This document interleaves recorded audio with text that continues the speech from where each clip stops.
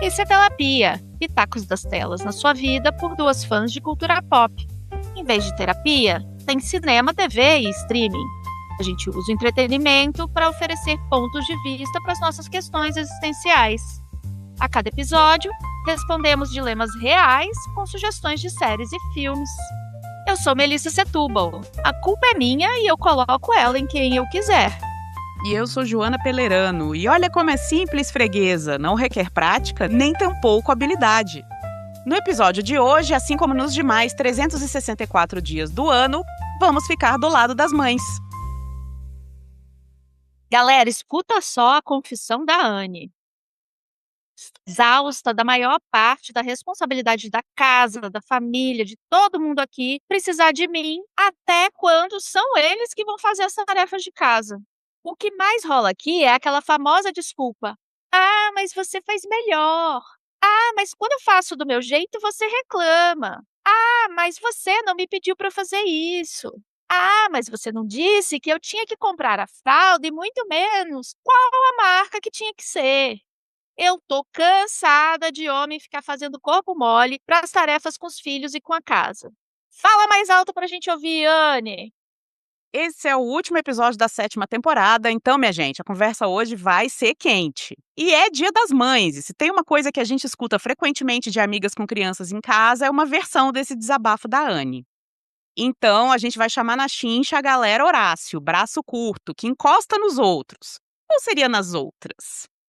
É bem comum ver mulheres virando default na responsabilidade com casa e família, enquanto seus parceiros ou não fazem as tarefas domésticas e de cuidado de maneira completa ou necessária, ou ainda ficam esperando aquelas orientações antes de assumir qualquer coisa. Isso gera um ciclo vicioso de retrabalho e de trabalho mental eterno para as mulheres, enquanto os homens, que não são bobos nem nada, aprendem a não aprender nunca, para nunca ter que assumir responsabilidades que normalmente caem no colo delas.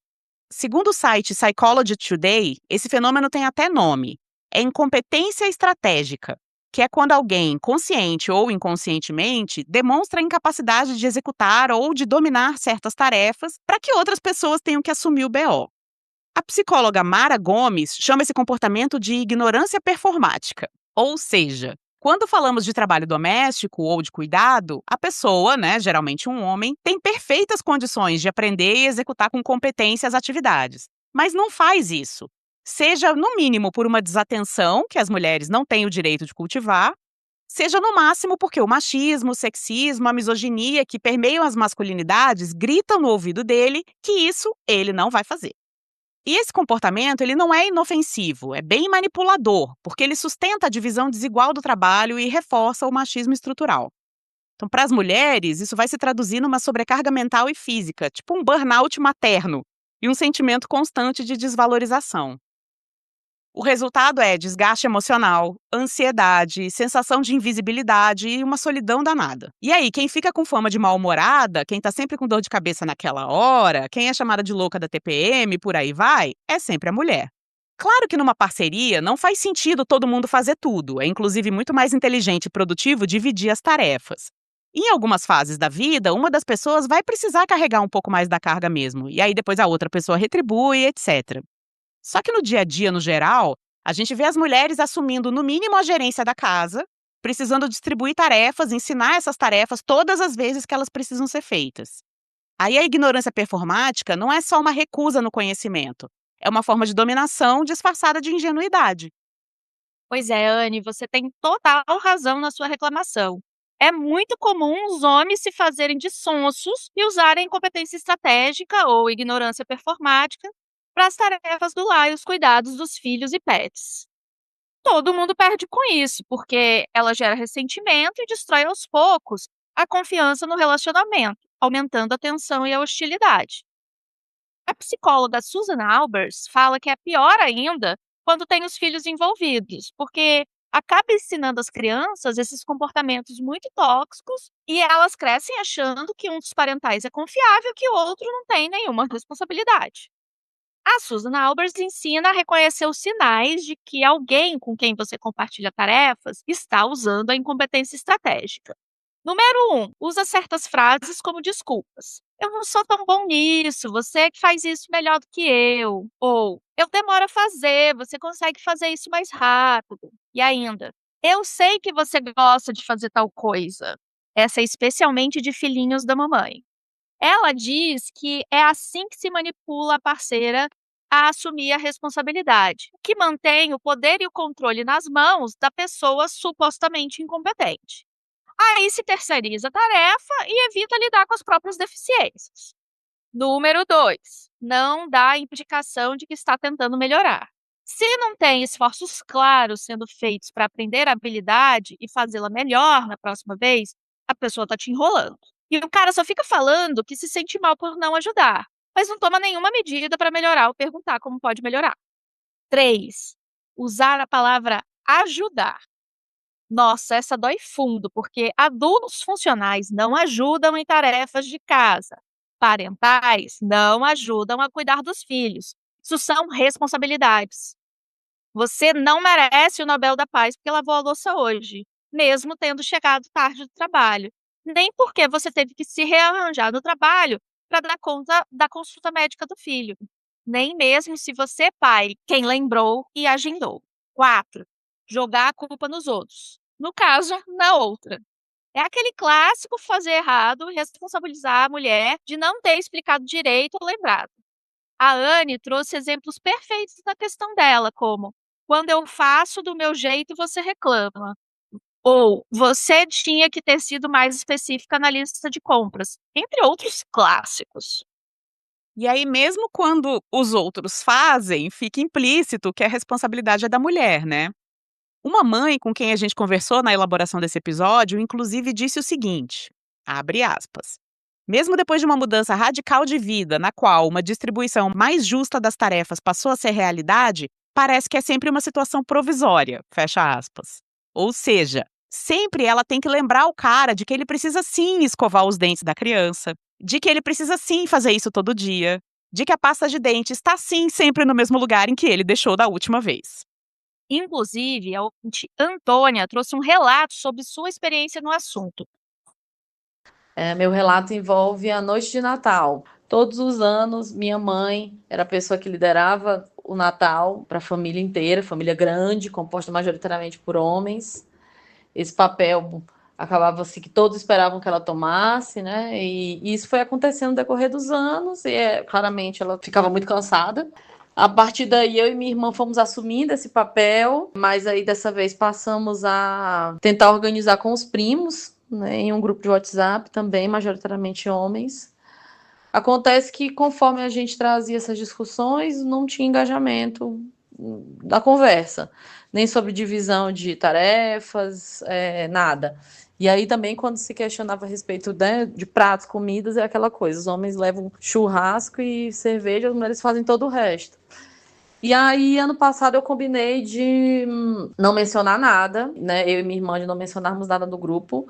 Alertamos minha mãe também que se não houvesse manifestação do outro lado, a gente não ia fazer nada, ia fazer só uma noite mais reservada para nós, da família nuclear. Porque isso era muito cômodo, né?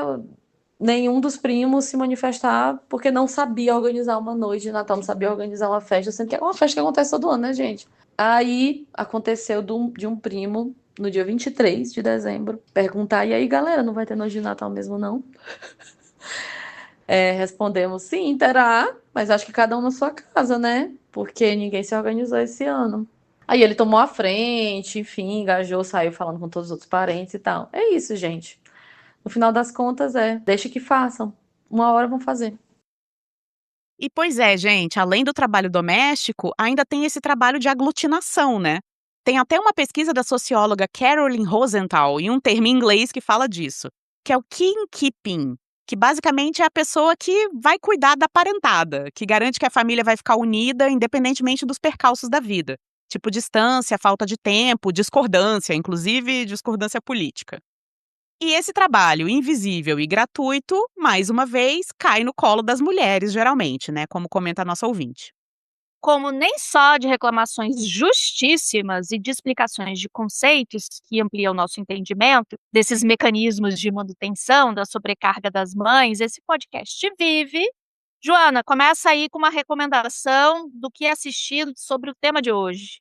Então, Mel, essa terceirização sistemática e proposital do trabalho doméstico e do trabalho do cuidado para as mulheres é super, super comum nas telas. O filme Canina, de 2024, tem uma cena super emblemática nesse sentido. O filme conta a história de uma mulher que interrompe a carreira para cuidar do filho enquanto o marido viaja frequentemente a trabalho. E aí ela lida com a sobrecarga e a frustração, literalmente soltando as feras. Ela acha que está se transformando numa cadela. É um filme, assim, de realismo fantástico, é bem interessante. Aí, na cena que eu falei, o marido diz que vai ajudar, entre aspas, dando banho na criança para ela descansar. E aí, o ato da mulher sentar no sofá conjura um pedido ou uma pergunta dele. Ela senta e vem, querida, você pode pegar uma torrada? O fulaninho tá com fome. Aí ela senta e vem, querida, onde a gente guarda o shampoo?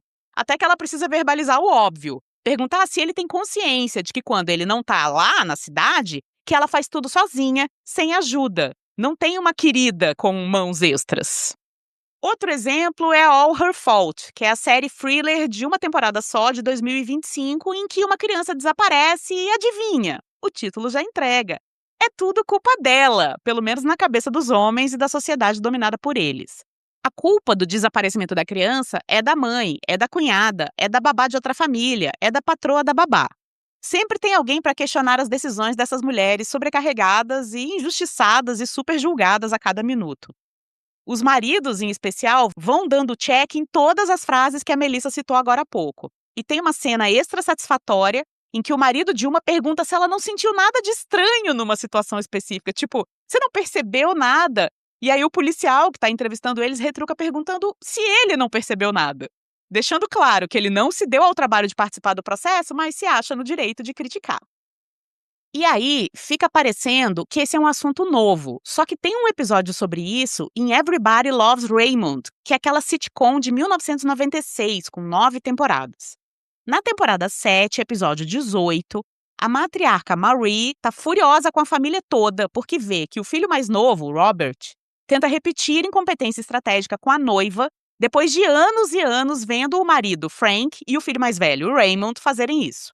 Quando o marido dela vem tirar satisfação, ela solta que já entendeu tudo, que ele finge ser idiota para que ela faça tudo para ele. E aí ele fica bem quietinho. E aí o Raymond pergunta: "Você não vai falar nada?" E o Frank responde: "Foram 45 anos, foi bom enquanto durou." Sim, dá um ódio. E aí, em outro momento do episódio, o Raymond chega a assumir para um dos filhos que ele se faz de bobo para que a esposa não peça para ele fazer nada. E ver a situação se repetir entre pai e filho dá aquela vontade de culpar os pais, em especial a mãe, a Marie, né? Por terem criado alguém assim, ainda mais vendo o irmão dele tentar a mesma coisa. Só que aí é só mais um jeito da sociedade não responsabilizar adultos por seu comportamento, né, tadinho? Porque ele aprendeu assim. Nem teve décadas de vida adulta para tentar melhorar enquanto ser humano, Ah, puxa vida. né? Bom, e falando em representações mais antigas dessa questão, a gente agora vai voltar para os ainda mais antigamente, quando eu era criança e tinha pai, quando a Globo nos presenteava com esse clássico da sessão da tarde, Três Solteirões e o Bebê, filme de 1987. Saca essa? Três solteirões vivendo a boa vida de garanhões abrem a porta do seu bachelor pad e se deparam com um bebê. Olha só que choque! Eles não sabem nada sobre como cuidar de bebês e vão aprender na marra. Fim. Ou seja, a grande maioria dos adultos tem condições de fazer uma criança sobreviver se esta pessoa consegue cuidar de si mesma com autonomia. E de quebra, ainda pode gostar disso. Gente, olha só que milagre! Ao invés da gente trazer uma sugestão para assistir, eu vou terminar nossas recomendações de hoje trazendo uma sugestão para ler, como um livro para os homens comprarem para si e também darem de presente para outros homens. Não Nascemos Machos é uma coletânea de 5 ensaios que convidam os homens a repensarem suas masculinidades dentro do patriarcado. Uma frase de impacto sobre não ser das mulheres ficar explicando o básico para os homens, para poder ficar ecoando nas mentes de vocês. Aspas. Dedicar tempo e energia educando os homens ao longo de seu caminho de autodescoberta não é apenas incrivelmente chato, na verdade serve para reforçar as dinâmicas de poder existentes e nos afasta ainda mais da coletivização como mulheres e da realização de mudanças reais. Fecha aspas. E esse foi mais um episódio de Telapia, o último da 7ª temporada.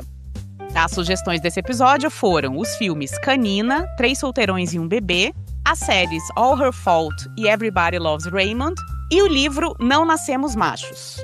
Mande a sua pergunta anônima por aqui ou em @sessão de Telapia no Instagram, que a gente responde no próximo episódio da próxima temporada, sugerindo algo para você assistir, se divertir e, quem sabe, ganhar outras perspectivas. Já já a gente volta. Até logo! Tchau!